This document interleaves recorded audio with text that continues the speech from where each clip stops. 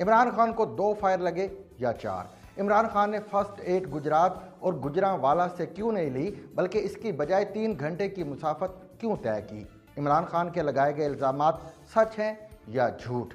ان سوالات کو ہم فی الحال چھوڑ دیتے ہیں کیونکہ ان پر اتنی زیادہ بات ہو چکی ہے کہ اب ان موضوعات پر بات کرنا آپ لوگوں کا ٹائم ضائع کرنا ہے۔ اس حملے کے فوراً بعد ہم نے اپنے پروگرام میں اپنے ناظرین کو آگاہ کر دیا تھا کہ عمران خان کے لانگ مارچ پر فائرنگ کے وقوع میں ہلاک ہونے والا شخص معظم گوندل حملہ آور محمد نوید کی 9mm پسٹل سے نہیں بلکہ عمران خان کے گارڈ کی SMG رائفل کی گولی لگنے سے ہلاک ہوا ہے۔